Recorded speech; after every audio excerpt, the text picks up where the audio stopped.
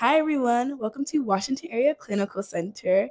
This is our podcast, Couch to Clarity, where we meet with our clinicians to discuss mental health, personal growth, and overall emotional well being. Whether you're a current client here or just looking for insights, please join us as we navigate the journey from confusion to clarity. I'm your host, Precious Aforji, operations team member. Remember, like, comment, follow, and leave us a question if you want.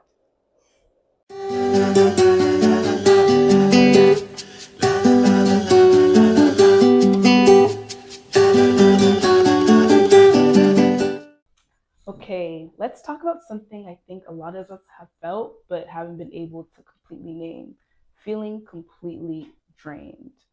Whether you felt unmotivated or even disconnected and you're like, is this burnout? Is it depression? Is it both? Today we're breaking out burnout versus depression, how they overlap, how they're different, how why it can feel so kind of confusing. And if you've ever questioned what you're feeling, you're definitely not alone. Today we're joined by Washington area's own Patricia Bryant. Yes, thank you. Thank you. I appreciate being able to come here today and talk to you all about depression and burnout.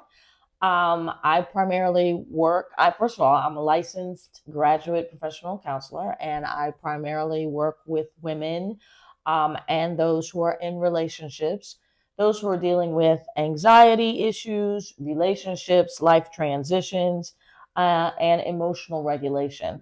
A lot of my work will focus in on helping people better understand their patterns, and sometimes even when it has to do with burnout or things like stress and how that connects to their relationships and their overall well-being. Amazing. So amazing credentials, very, very certified. Let's start simple because I feel like these two often get kind of confused, a little bit mixed. From my understanding, burnout is often tied to prolonged stress, while depression is more affects of mood and energy and intersects across all of life. How would you describe the difference in a way that people can actually recognize it themselves? Yeah, so I really like to explain it in a way that people can just really see it in their own lives. So, burnout is usually connected to something very, very specific, like work or caregiving or some type of chronic stress. And chronic stress is different than acute stress because acute stress is things like traffic, where there's a beginning and an end. It's over and then you're not feeling it quite so much, right? But chronic stress, that's the stress that's ongoing. So that's things like, being in poverty for long periods of time, or having just work related stress where you have a boss that's just really micromanaging, and that's going on and on and on and on and on. Things you can't really control. But it's not diagnosable. So that's one of the things that makes it really different than depression, because it's not something that's going to show up in the DSM-5, which is the book that a lot of counselors use for diagnosis. But depression, on the other hand, it's more global. So it's not just in one particular area. It's more like your mood or your energy level or your interests or things that's really across the board. So you might be feeling hopeless. You might be feeling disconnected, not just not like yourself. And sometimes there's not even a real clear reason why. Yeah. So burnout is prolonged stress, it's ongoing, feels exhausting, frustrating, even, while depression is more global, diagnosable, or may not even have a clear reason. Exactly. Okay. So it makes sense why people are like, wait, what am I feeling? Let's get into something I think people think they know about depression or burnout, but maybe they don't have quite right. So Okay. we're gonna play a game, myth or fact, and I'm gonna read out some scenarios, and you're gonna tell me, are we believing this or are we not? Okay, sounds good. First one: burnout and depression are basically the same thing. Okay, so that's definitely a myth, because people will think that because the symptoms overlap a little bit, for example, with burnout, you will get to this place of exhaustion, and then with depression, you might want to sleep all day. So because those symptoms are overlapping, people think they're the same thing, but they're actually not. Okay. If I can still get my work done, I'm not depressed. Okay, so that's definitely a myth too, Because just like there are alcoholics out there, there's functional alcoholics who will drink and they can still function and do certain things. It's the same thing with depression. People may feel depressed, they can still get up and go to work, they can push through it and do certain things, but it doesn't mean that they're not clinically depressed. I think that's a really important differentiation to make, because there are functional alcoholics and there can be functionally depressed, and Absolutely. it shows up different ways for different people. Absolutely. Burnout can be caused by prolonged stress, but is not a standalone medical diagnosis. Yes, absolutely. That's a fact. It's real, but again, it's not a formal diagnosis. You're not going to find it, like I said, in the DSM-5. And that's going to then influence the way that people show up for it, because they might not necessarily decide, okay, burnout, do I go to see a therapist for it or not? They may decide, I don't need a therapy for that. But the truth is, maybe they do. Okay. Burnout can affect more than just overworked professionals. Oh, absolutely. That is a fact, because burnout can affect anyone who's dealing with prolonged stress, not just professionals. For example, you could be a stay-at-home mom and you've got multiple children. Maybe you're a homeschooling mom and you are working with these children day in and day out, and maybe you're not taking enough breaks. Things like that can definitely lead to burnout. Or if you're in a relationship with someone and they are just not hearing you when you're communicating. Emotional load. They're not pulling that emotional load. Exactly. They're not doing their part in the relationship, and you are just giving and trying and communicating and doing all of those things, but you're not getting any help back from them. They're not trying. That can also lead to burnout, which absolutely has nothing to do with work. Okay. Depression always has a clear reason. Oh, yeah, that's a myth as well.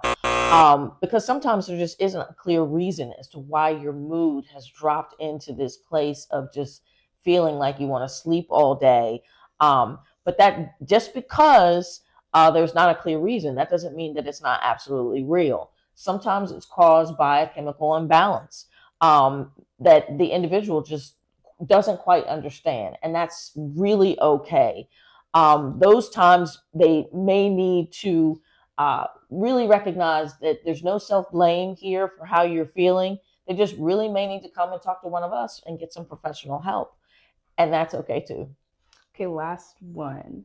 Burnout only comes from working too much, having too much work. Yeah, as I mentioned before, it's absolutely a myth. There's so many different other reasons out there. Like I said, I've seen couples and individuals who are in relationships where they feel like it's ongoing for a very long period of time, and it's like they're just burnt out. Like, what can I do to make this work? And I'm tired. I don't want to keep doing it. That's definitely burnout. It's a very real feeling. Yeah. I feel like some of these things people don't even question it. They just kind of accept them. So clearly there's a lot of confusion because they can feel like really similar day to day. Let's look at how our everyday habits might actually be contributing to part of the problem, or maybe sometimes we're making it better. Okay. So we're going to play another fun little game. Okay. We're going to put things into a tier list. So we have our S tier, and that's the best. S tier is the best. Then we have A tier, which is really, really good. We love A's. Then we have B tier, which is good, but maybe some improvements. And then C tier is like, you're walking the line a little bit. We can improve. And then D tier is maybe a growth area. Okay, let's do it. All right. So our first little scenario is skipping breaks to stay productive.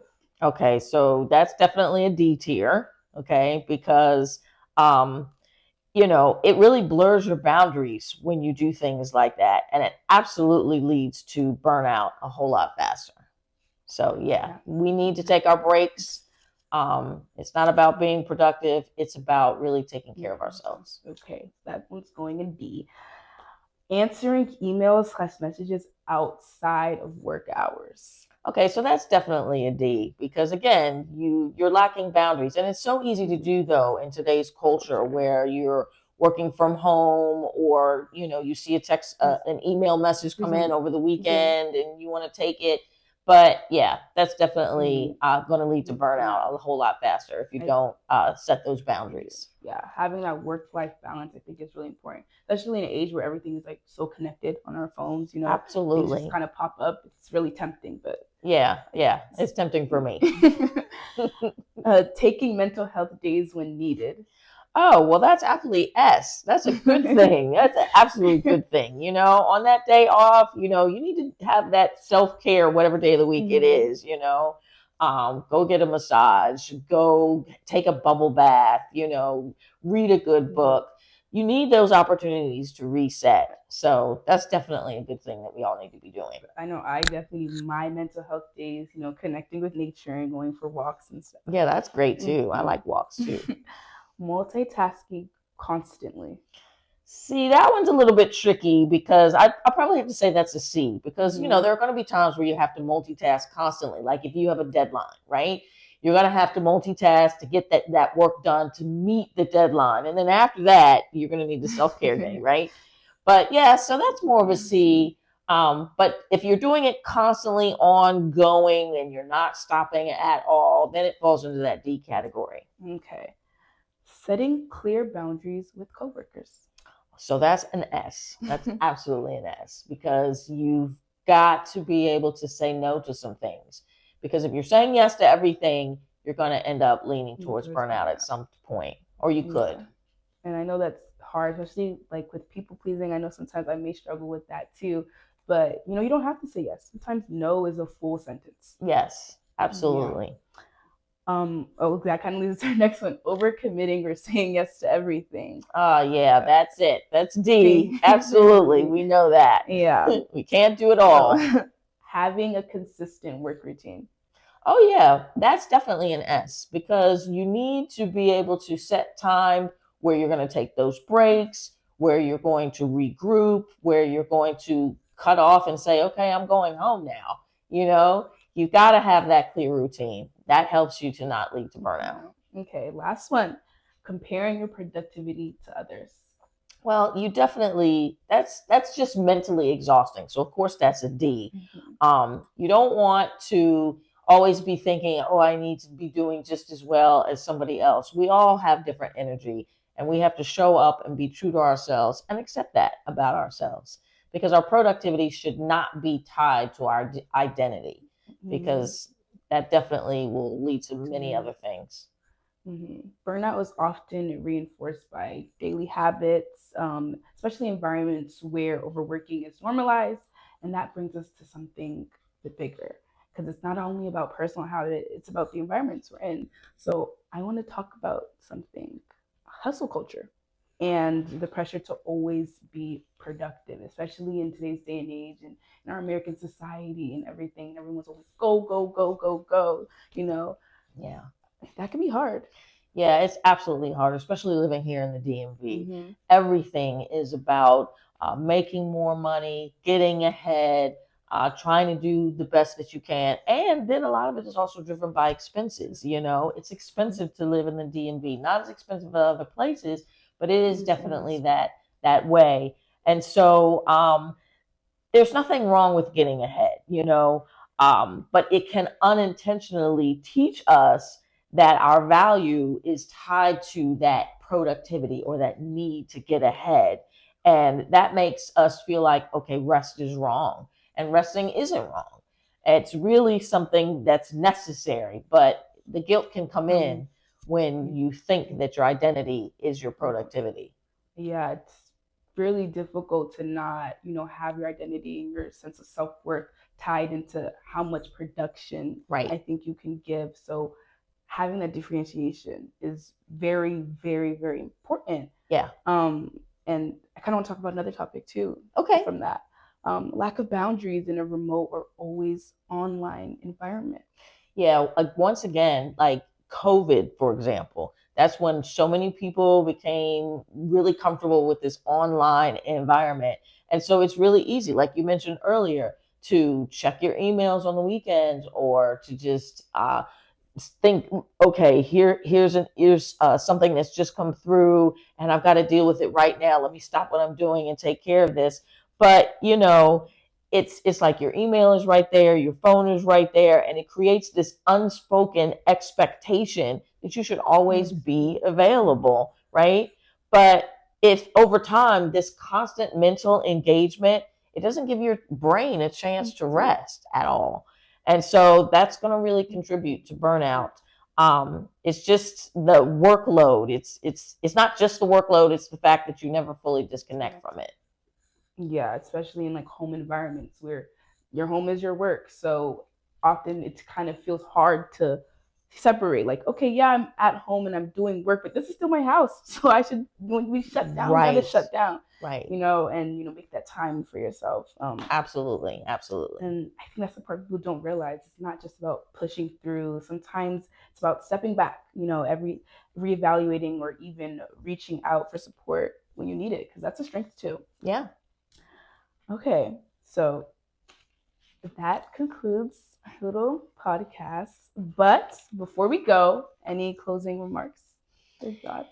Yeah, I just think that if there's somebody out there and you might be feeling, exhausted, or you've detached, you feel like, oh, I don't feel like doing this anymore, or you're feeling globally just sleeping all day, or just feeling like there's something going on with your mood, that might be a clue that you need to come and talk to one of us. Yes. So burnout and depression, it can feel similar. Burnout often calls for boundaries, reset, environmental changes, and depression might require a deeper emotional and clinical support. But questions for my audience, and this is for you to reflect on. What might your exhaustion be connected to? Are your habits or environment contributing to how you feel?